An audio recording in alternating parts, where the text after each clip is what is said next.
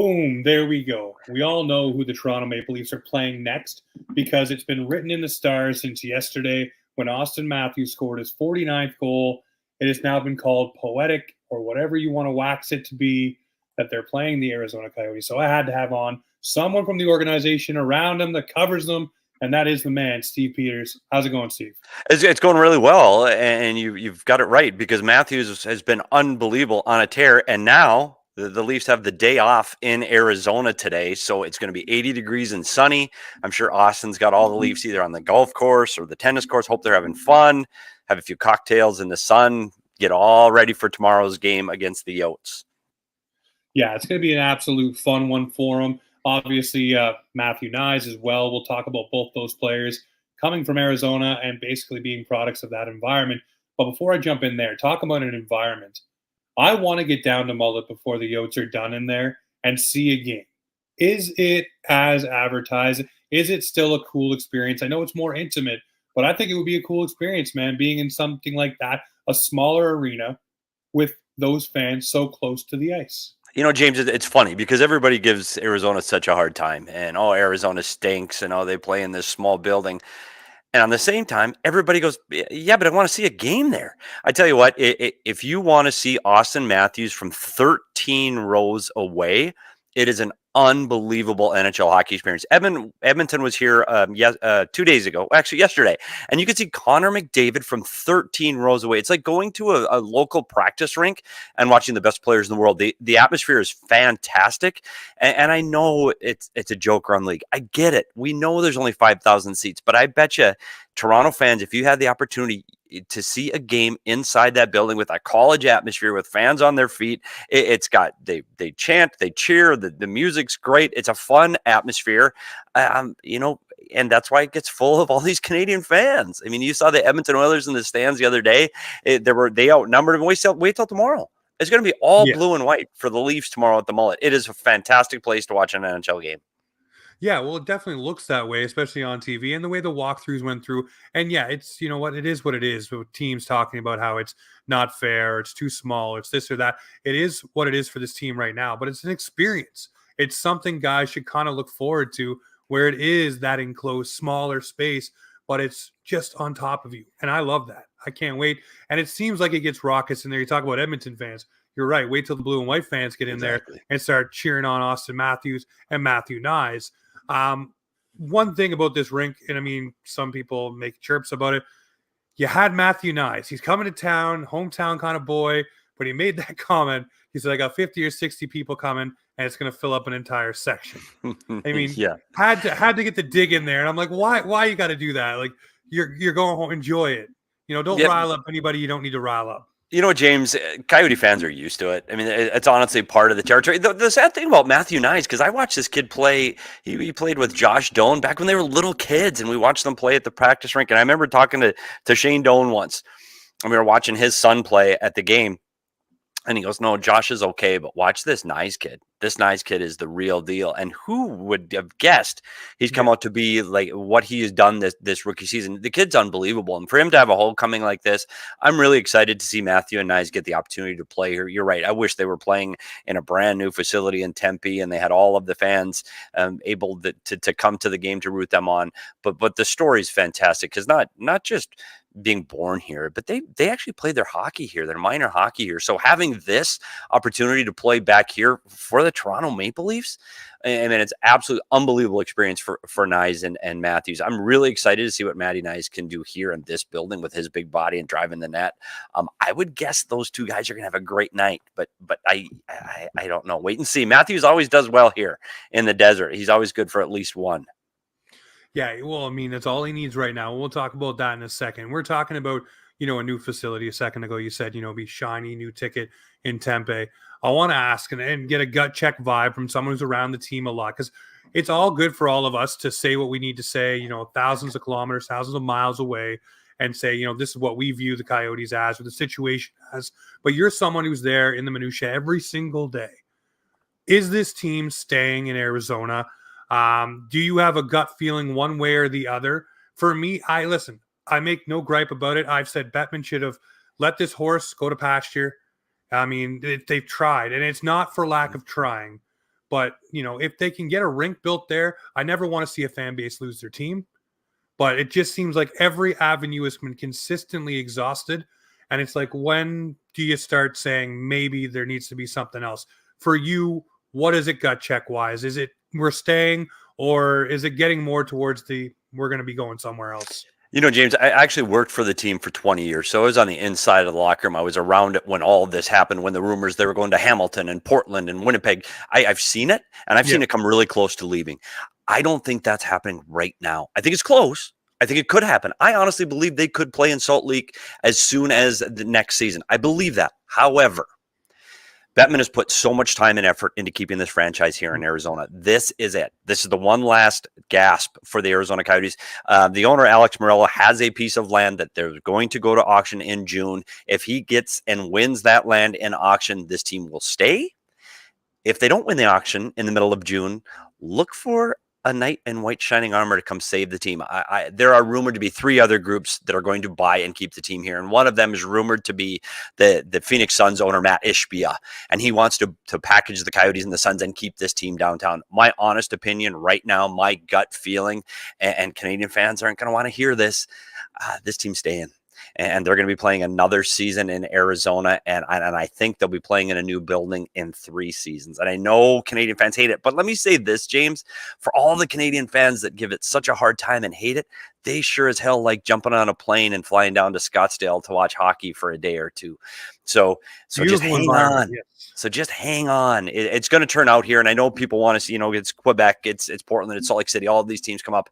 I think this team is going to stay here in Arizona. I think Bettman has put too much time and effort. And I think you'll see the Arizona Coyotes here long term. Well, for me, I think the thing that makes most sense is what you said about Matt Ishbia. Make that a package deal, have them play out of the same building for now, get a new building built if that's the way you're leaning towards, and just make it a product, just drive it home with both and be able to play off each other on both tenants as well, because then you have something rolling. And then he has control over it too. Someone who knows the area, someone who's entrenched in there, it just makes sense. That's the best way to say it for that. And as a Canadian hockey fan, like I just said a moment ago, I don't want to see any fan base lose their team. Right. I would rather, and I think the owner, I forget his name, it escapes me at the moment, who said he'd swoop in and offer a generous amount for the Coyotes to move them to Salt Lake. Yeah, Ryan Smith. Ryan Smith. Ryan Smith. Yep.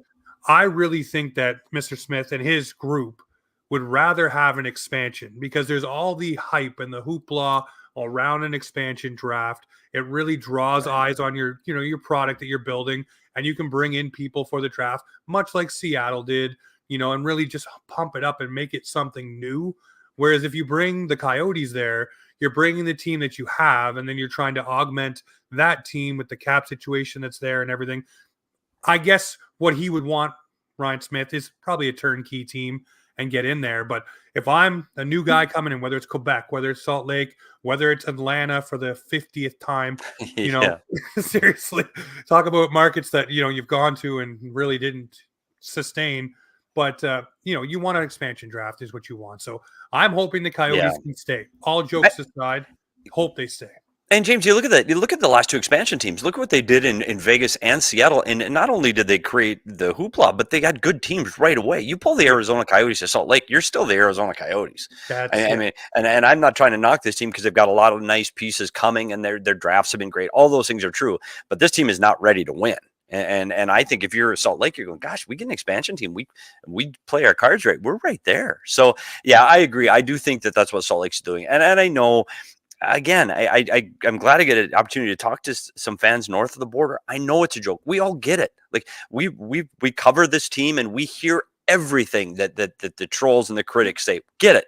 There is a hockey base here, but like anyway, you got to win. Like, if you don't win, people don't go. And I think that this team has been so bad for so long that people have kind of turned to it. And I know Mullet fills, thank goodness, their 5,000 seats can fill.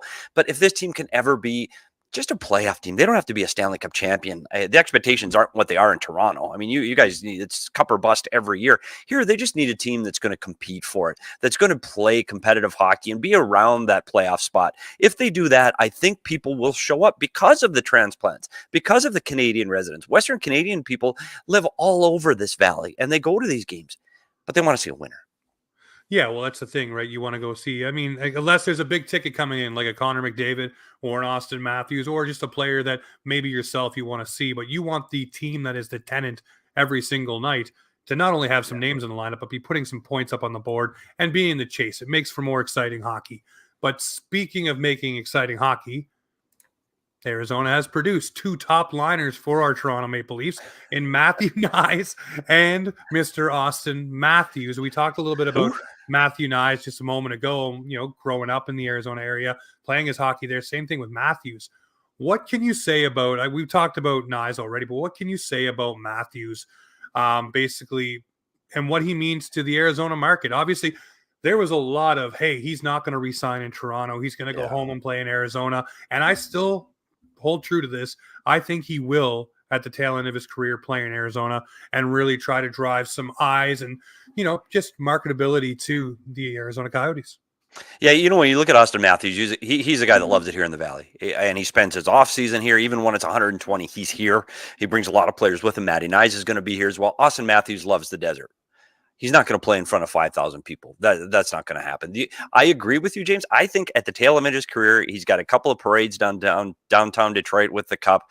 I think he ends his career in Arizona. I really do. He loves it here. His family's here. He wants to be around this, but he also wants to be a part of a winner. And I think that the community in Toronto has really embraced him there. And I tell you what, you look at this kid and what he has done. Like, he is.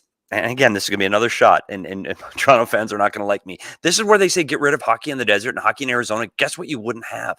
You wouldn't have Auston Matthews. Auston Matthews went to Coyote games as a kid. His favorite player was Danny Briere. He skated around in a Kachina jersey. Otherwise, he would not have played hockey. And now he's going to be the leading scorer of one of the best franchises in the history of hockey, at the center of the hockey universe in Toronto. And he is the guy.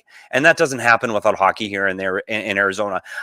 He is a treat to watch. What he's doing this season is beyond special. Like, it started off, he's a goal scorer. He's got that release. All those things are true, but he is driving the bus right now for this Leaf team. Like you read about, he's been unbelievable. And to be able to look on his wing and see Matty Knies, another Arizona kid, pulling this team, through the muck and the mire is really exciting for an Arizona fan. I know there's a lot of Arizona fans here that root for the Coyotes, but they also root for the Toronto Maple Leaf just because of that homegrown talent there. And it is fun to watch. And I tell you what, they don't disappoint. No, they definitely don't disappoint. And look at a guy like Matthew Knies. And, for me, this kid played university hockey last year. He's now in territory where he hasn't been. More games than he's ever played, more minutes than he's used to playing, also playing against higher skilled competition.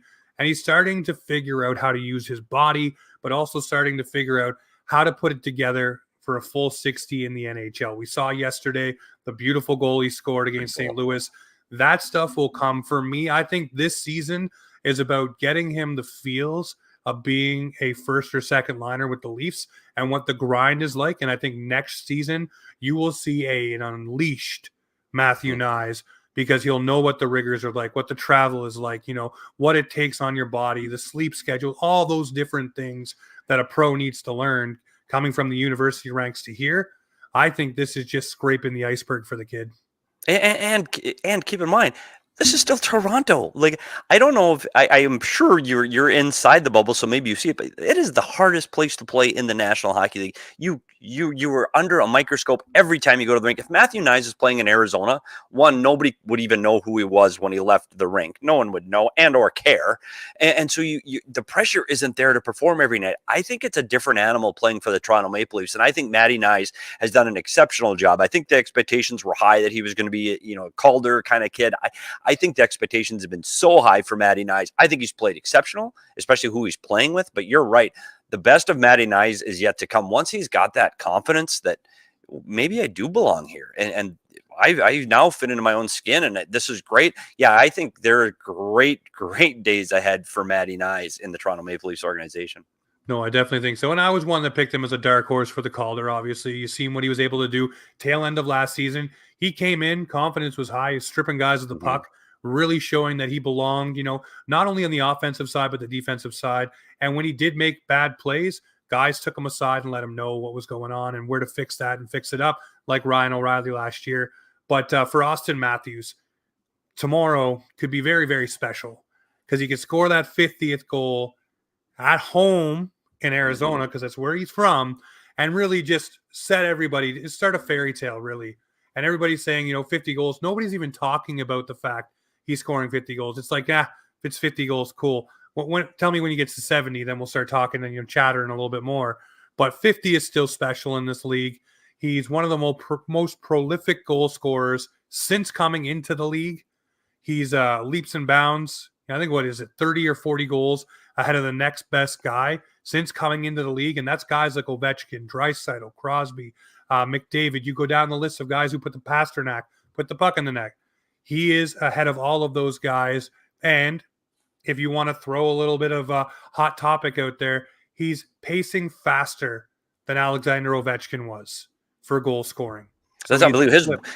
His worst season, James, is 34. I mean, that's his worst season. Are you out of your mind? Like, this guy, and by the way, I don't know, James, is there sports gambling in Canada? Can you bet on sports? Yes, we do. We got it. No, not every province has it, but we have it in some provinces. We do in Arizona. So if you want to hit that one, Auston Matthews is scoring tomorrow. He's getting his 50th in Arizona. Like, they are everybody in blue and white is going to get him the puck. They want him to score this goal in this building, in this state tomorrow. Auston Matthews will get a goal. He may get friggin' 4. Like, once he gets on fire, look out. And that's one team. This Arizona Coyotes team is on a 10-game losing streak. They stink. And so if he's going to light it up, this might be the day. So look for number 50 tomorrow. Listen, we'll talk about the game in a second, but yes, 50 tomorrow for Auston Matthews. And I think it'll be nice if it was Auston Matthews from Matty Knies. Oh, wow. The Arizona connection. Just finish that sentence perfectly. Write it in the stars. Write that script. Yeah. So tomorrow, obviously, the Toronto Maple Leafs coming into town to play the Arizona Coyotes. For me, I look at it like this. If a team is slumping, if a team is starting a new goaltender, if there's a former Maple Leaf in the lineup, those things always go against the Toronto Maple Leafs. So you're on a 10-game losing streak. I bet you it ends tomorrow. There you go. Alex Kerfoot with the hat trick tomorrow against the Leafs for the Coyotes. I tell you what, you've said it. And this there's some kind of kryptonite for this Toronto Maple Leaf team against the Arizona Coyotes. We joke about it here in Arizona, and we say, well, it's an automatic win. We get Toronto on the schedule. They've won 7 of their last 10, the Coyotes. And and that's bad Coyote teams. That's teams that are racing for Bedard bad versus the team that's leading the Eastern Conference, and they still win. So, yeah, you can't say this is an easy one for the Coyotes, although they are really having a hard time right now, and they've had two good teams in here over the last couple of days, and they've just struggled. Edmonton came in here, and Edmonton didn't play for 40 minutes and still beats them by 2. If Toronto plays, and Toronto plays for 60 minutes, this could get ugly. And Karel Vejmelka is going to start in net. And Karel's, he's been that guy that's made 50 saves before. He's done it. Yep. He just hasn't done it lately. He's really had a tough season. I'm concerned. This team has given up more goals in the first 10 minutes of a game than any other team in the National Hockey League. Toronto, if they get off to a fast start, this one could be over in the first 10 minutes. You just have to hope. You just have to hope that those guys like Alex Kerfoot or like a Clayton Keller, the best players on this team, need to understand the importance of this and rise to the occasion against a Toronto Maple Leaf team. And Maple Leafs see it all the time. I mean, you get the best of everybody every time you roll into an opposing building. It's the Leafs. People show up. And so I guess you never count the Coyotes out, and their record all time is fantastic, and their record since 2000 is fantastic, and I just don't feel good about this. If you're a Leaf fan, this could be a fun one to watch. Manny. By the way, Canadian fans, because of you, we have to stay up till 8 for an 8 p.m. start. Like, what is it back there? You're at 10 p.m. start back home. So I'm on the East Coast, so I'm in Nova Scotia. So sure. It is 11 o'clock start here. Oh, buddy, you gotta get a nap in. I don't like the 8 o'clock start here in Arizona. I'm old, so 8 o'clock's like my limit. Yep. And I like we couldn't have done a 5 o'clock start. 5 o'clock start would have been perfect for everybody. So you got to stay up late to see it. But I think Toronto Maple Leaf fans are going to be thrilled, and you saw it yesterday in their game against St. Louis. I think if they just continue to play, this is a team that if they can play for 60 minutes, eventually they're a team that can wear their opponents down with their speed and their skill. So I would think that could happen tomorrow. Well, definitely. And one thing that we do miss is Alexander Kerfoot on our penalty kill. That's one of the Achilles heels of this Toronto team, is giving up too many penalties. And of course, the penalty kill not coming through. Same thing happened in St. Louis. Same thing happened in Anaheim. Every game they've played lately, they've given up a power play goal. So it's not been good in that regard. So if they're not disciplined against the Coyotes, a player like Clayton Keller or even Kerfoot, just for the dagger's sake, could probably get some job done. But I look at the Arizona Coyotes and I say, this team here heading towards the deadline has to be, I guess, well-positioned to make some moves, to bring in some assets that hopefully start to turn into things that can be tangible in the lineup to turn this franchise. Who do you think the biggest trade targets are for the Coyotes here? I know Matthew Dumba comes to mind. I don't know if he wants to stay. He seems to like the area, but I don't know if he's staying. Who would you say moves off this roster and why? Yeah, I think coming into this, you looked at two guys. You looked at Jason Zucker and Matt Dumba. Coming into the offseason, they're two guys that they signed with anticipation to release if they weren't in a playoff spot. They are not. I would expect both of them to go. And you look at the Toronto Maple Leafs, where they've struggled at the back end. And now you've got Morgan Riley out for a little bit. This is a team that has two rookies in the lineup in their last game against St. Louis, playing their first, very first NHL game. And now you look at a guy like Matt Dumba, experienced, physical, can add a little bit of offense. He actually might fit in Toronto. They've liked him here. They've liked his physical presence and what he's brought. Unfortunately, for a team that struggles in defending and giving up too many goals, partly because of their goaltending, his numbers aren't great. And you look at his plus minus, he has struggled a little bit, but he's definitely a guy I would see him as being the piece because there's so many teams that need defensemen right now. I think Dumba's gone. Zucker, I think I expected a little bit more offensively out of him, so I thought he would be a piece. Last year it was Bugstead. This year maybe it's Zucker, but the one surprise one to keep your eye out for is a guy that can help a lot of teams, and that's Nick Schmaltz.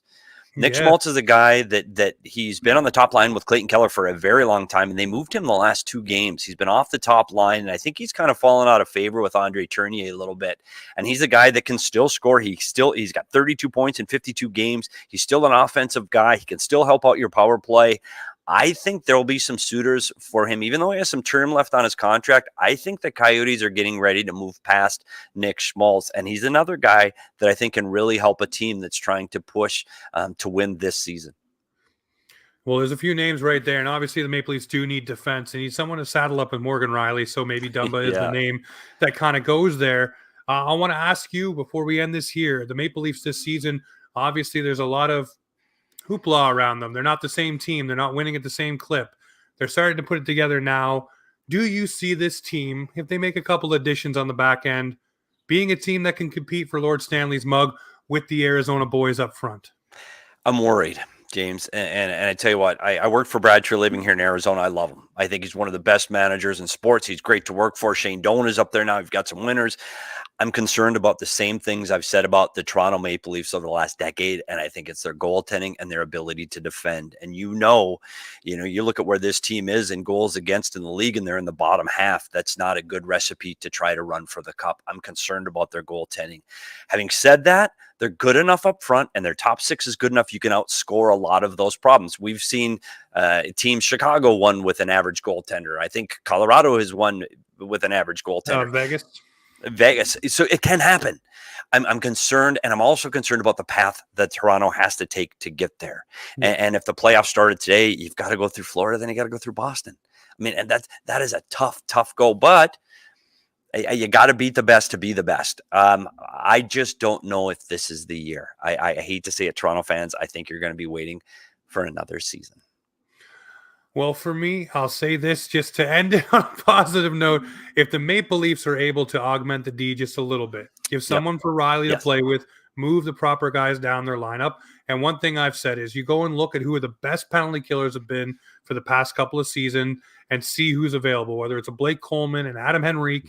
Grab those players, insert them into your bottom six, which has not been scoring, but started to lately with Bobby McMahon and stuff. But if you could have one of those guys in there who blocks shots and helps that out, that might up your chances a bit.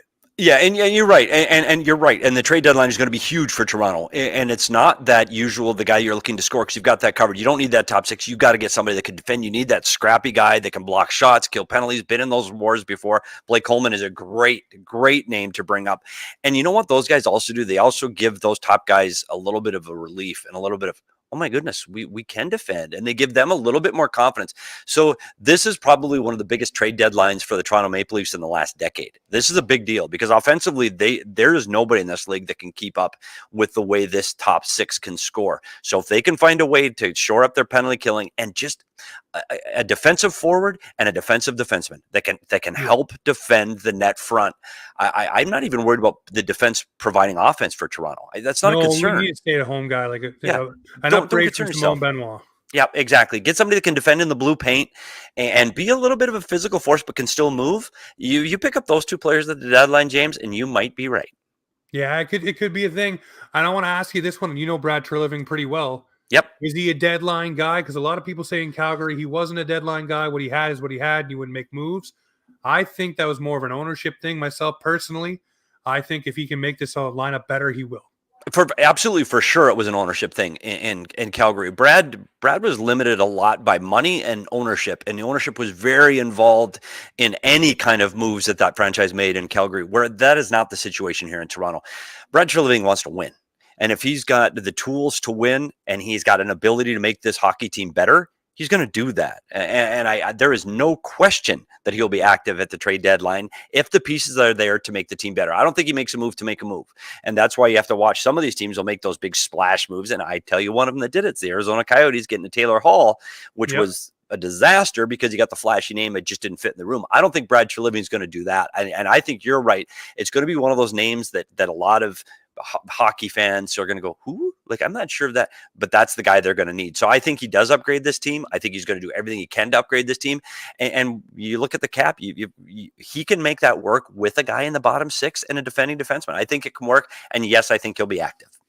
Awesome. Well, before I let you go, do you have a Brad Treliving story to let Leaf fans know kind of who we have as a GM, whether it's a funny one or even a serious one about hockey? You know what? One of the things about Brad Treliving, and I was the video coach for a long time, and he was my boss. He was the assistant GM at the time here in Arizona. And one thing I can say about Brad Treliving, he's not only a good hockey guy, he's an unbelievably good person. And his door was open for any issues from my equipment wasn't working. Please help me buy some new equipment to, hey, I'm really having a problem with this coach. Can we talk about it? Or I'm having some problems, at home. Can you talk about it? And then he went to Calgary and became the GM. And I go, oh my gosh, like he's a big deal now. And I'm still this little guy. He pulled me aside and we talked Calgary Flames hockey for an hour. What player fits here? What do you think about this guy? Do you think we should get this goalie? And he still calls me now. I shouldn't probably tell people that at the trade deadline because I watch a lot of hockey down here in the Southwest. I'll still get that yearly call. And it's funny because he'll start off with, hey, how's your wife?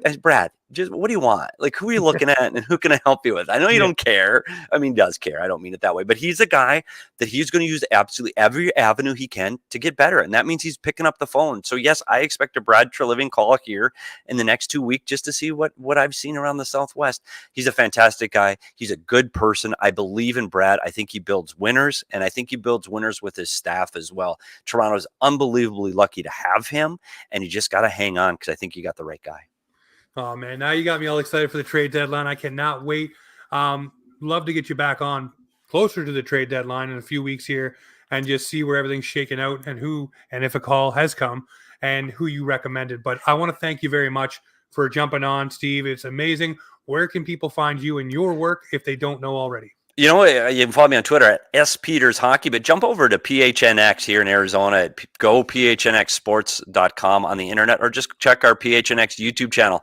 We do the same thing that James is doing here for Toronto. We do for the Arizona Coyotes on the other side. So jump on in and check us out. We'll look forward to it. Well, thank you very much, ladies and gentlemen. Thanks for tuning in. As always, make sure to hit that subscribe, match the follow. But this is Offside Hockey Talk, where the Maple Leafs and hockey come to talk.